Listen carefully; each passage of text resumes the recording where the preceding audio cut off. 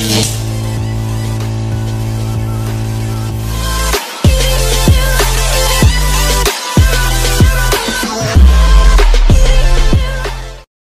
আলাইকুম। আজকে আমি দেখাবো আপনাদেরকে ফটোশপ সেটিংস। ফটোশপ সম্পর্কে যদি আমরা কাজ করতে যাই সেক্ষেত্রে ফটোশপ সেটিংসটা আসলে জানাটা খুবই দরকারি, কারণ কোথাও কোনো প্রবলেম হলে সেটা আসলে যদি আপনি এটা ঠিক না করতে পারেন তাহলে পরে প্রবলেমে পড়বেন। দ্যাটস ওয়াই এটা আসলে সেটিংসটা জানতে হবে। তো সেটিংসটা হচ্ছে, আমরা প্রথমে যাব মেনু বারে এডিট মেনু থেকে যাব প্রিফারেন্স থেকে জেনারেল, অথবা কিবোর্ডে শর্টকাট আমরা ইউজ করতে পারি কন্ট্রোল কে। ওকে, আমি জেনারেলটা ওপেন করলাম। তো আমি প্রিফারেন্সের মধ্যে যেগুলো অপশন আপনাদেরকে দেখাবো সেগুলো সচরাচর যেগুলো কাজে লাগে সেগুলো সম্পর্কে আলোচনা করব। আদারওয়াইজ অনেক অপশন রয়েছে এখানে, এত অপশন নিয়ে আসলে আলোচনা করা সম্ভব না। এজন্য যেগুলো প্রয়োজন, যেগুলো আপনার যখন কাজ করবেন তখন এগুলো প্রয়োজন হতে পারে, সেগুলো নিয়ে আলোচনা করব। আর অনেক অপশন রয়েছে, যখন আপনি কাজ করবেন তখন আস্তে আস্তে নিজে নিজে বুঝতে পারবেন যে কোনটার কি কাজ, কোনটার দ্বারা কি করতে হচ্ছে। ওকে, তাহলে দেখা যাক। এটা হচ্ছে প্রিফারেন্স সেটিংস। তো এখানে আমরা প্রথম যেটা আমি দেখাবো এটা হচ্ছে ইন্টারফেস, যেটা আমি ফার্স্ট টিউটোরিয়ালে দেখিয়েছিলাম।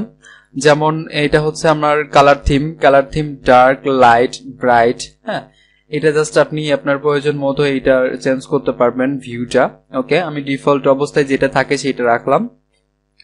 দেন নিচে যদি যেটাতে দেখা যাচ্ছে স্ট্যান্ডার্ড স্ক্রিন মোড, এখানে মিডিয়াম লেখা আছে, অথবা ডিফল্ট যদি করে দেই, এটা কি কাজ করে আসলে এটা সম্পর্কে একটু খুব বেশি ইম্পর্টেন্ট না, তারপর আমি একটু আলোচনা করি। ওকে, তো এটা সম্পর্কে জানতে হলে আমাকে প্রথমে একটা নিউ ডকুমেন্ট নিতে হবে। ওকে, এটা হচ্ছে নিউ ডকুমেন্ট। আমি প্রিফারেন্স ইন্টারফেসে এখন। ওকে, তো এখন আমরা যেটা দেখতে পাচ্ছি, এইটা যেটা মোডে রয়েছে এটা হচ্ছে স্ট্যান্ডার্ড স্ক্রিন মোড বলে। ওকে, তো স্ট্যান্ডার্ড স্ক্রিন মোডে এখন দেখতে পাচ্ছি যে আমরা এখানে কোনো কালার নাই, ড্রপ শ্যাডো লেখা আছে, এখানে ডিফল্ট। ওকে, আমি এখানে একটা কাস্টম একটা কালার সেট করে দিই, তাহলে আমরা দেখতে পাচ্ছি যে ব্যাকগ্রাউন্ডে একটা কালার চলে এসেছে। ওকে, এখান থেকে আপনি শুধুমাত্র কাস্টমস না, এখানে সিলেক্ট কাস্টম কালার থেকে আপনি যে কোনো কালার এখানে আপনি পিক করে এখানে দিতে পারেন। এটা আপনার হচ্ছে শো করছে স্ট্যান্ডার্ড স্ক্রিন মোড থাকা অবস্থায়। ওকে, এটা চাইলে আপনি নান করে দিতে পারেন। ওকে, এবার হচ্ছে দেখি কি করে হচ্ছে ফুল স্ক্রিন উইথ মেনুতে থাকে এটা। ওকে, তো এখন যেটা রয়েছে সেটা স্ট্যান্ডার্ড মোড। এখন যদি আমার মেনুবার সহ হচ্ছে, এটা হচ্ছে মেনুবার সহ স্ক্রিন মোড। ওকে, তো এইটাতে দেখি এখন কিভাবে এটা কাজ করে। ইন্টারফেসে আবার চলে এসেছি। এখন দেখেন আমি যদি এটাতে কালার দেই তাহলে এটাতে এখন কাজ হবে। এখন দেখেন আমার এই যে ডকুমেন্টটা এটা কিন্তু এখানে তখন ছিল, এখন এটা ফুল স্ক্রিন মোডে রয়েছে, এজন্য এটা এইভাবে নেই, এটা টোটাল ফুল স্ক্রিন মোড। ওকে, এইভাবে আপনি এটা চেঞ্জ করতে পারেন। দেন সেম ওয়েতে আমি যদি এটা টোটালি হচ্ছে ফুল স্ক্রিন করে দেই, তাহলে দেখেন আমি যদি ফুল স্ক্রিন করে দেই, এখন এখানে ফুল স্ক্রিনের কালারটা এইভাবে করতে পারেন। তো এটা আলাদা আলাদা অপশন রয়েছে এখানে, তিনটা স্ক্রিন মোডে আপনি চাইলে তিনটা স্ক্রিন মোডে আলাদা আলাদা কাজ করতে পারবেন। ওকে, আমি স্ক্রিন মোড গুলো কিভাবে চেঞ্জ করছি, শুধুমাত্র কিবোর্ডের এফ প্রেস করে আমি এটা নিয়ে এসেছি। ওকে, এখন এটা দেখলাম। আমরা এখন নিচে একটু দেখবো যে এটা কি, অটো কালার্স আইকনিক প্যানেলসটা হচ্ছে এইটা, এই পাশে যেটা ফ্লোটিং প্যানেলের পাশে যে প্যানেলটা, এটা হচ্ছে আইকনিক প্যানেল বলে। তো এটা আসলে কি কাজ করে আমরা দেখবো। এখন এটা আনচেক করা রয়েছে। ওকে, আনচেক করা অবস্থায় দেখি আমরা এটা কি কাজ করে। আমি যদি এই প্যানেলটা, হিস্টোরি প্যানেলটা যদি আমি এটা ওপেন রেখে যদি কোনো টুলে আমি ক্লিক করি, সেক্ষেত্রে দেখতে পাচ্ছি যে আমরা হিস্টোরি প্যানেলটা এখানে রয়ে গিয়েছে। ওকে, এখন আমরা জাস্ট এটা চেক করে দেখবো।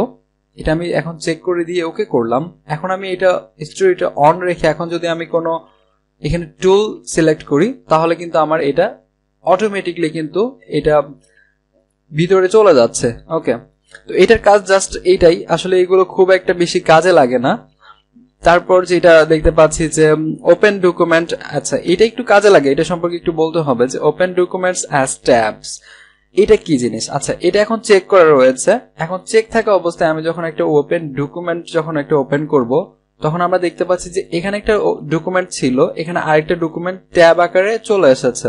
ওকে, ট্যাব আকারে এটা আসে নাই। ওকে, এখন আমি যদি এটা আনচেক করে দেই, দেখেন এটা আনচেক করে দেওয়ার পর যদি আমি নতুন কোনো একটা ডকুমেন্ট এখানে নিই, তাহলে দেখেন এইভাবে একটা উইন্ডো আকারে চলে আসবে, ট্যাব আকারে আসবে না, এটা উইন্ডো আকারে চলে আসবে।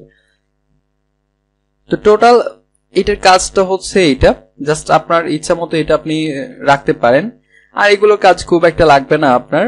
ওকে, আমি একটু প্রিফারেন্স লাগবে না তেমন একটা। এখানে দেখেন এটার একটু প্রবলেম করে সবাই, যে কার্সরটা অনেক সময় আমরা দেখি যে পেইন্টিং এর সময় যখন কার্সরটা অনেকের এরকম হয়ে যায় যে ভাই এরকম হয়েছে কেন।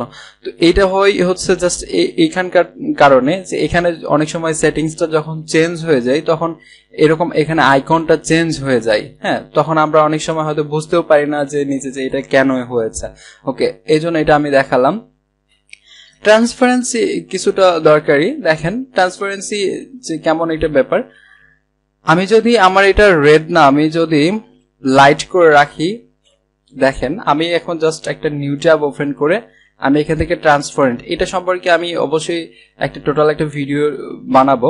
ওকে, তো ট্রান্সপারেন্ট আমি যদি করি এটা এরকম শো করছে। ওকে, এখন জাস্ট এটার কালার যদি এখান থেকে আমি ট্রান্সপারেন্সি চেঞ্জ করতে চাই, তো ট্রান্সপারেন্সি কালার এখানে ইচ্ছা মতো আমি দিতে পারবো, এন্ড চাইলে এখান থেকে কালার পিক করে আমার পছন্দ মতো এখানে আমি কালার শো করাইতে পারবো।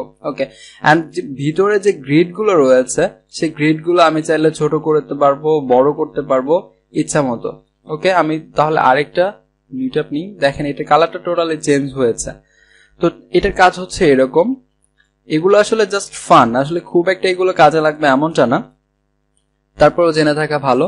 এগুলোর কাজ ভিতর থেকে আছে, এগুলো পরে আমি দেখাবো। ওকে, এখানে গাইডের কাজটা যেটা হচ্ছে যে গাইডের কালার, সাপোজ এখন যে গাইডের কালারটা রয়েছে এটা হচ্ছে রেড কালার। ওকে, গাইডটা কি, আমি জাস্ট রুলার আমার এখানে নেয়া রয়েছে, এখানে দেখেন রুলার আছে। তো এই রুলারটা হচ্ছে কন্ট্রোল আর যখন আপনি প্রেস করবেন তখন এই রুলারটা এখানে থাকবে, এবং কন্ট্রোল আর যখন আবার প্রেস করবেন তখন রুলারটা চলে যাবে।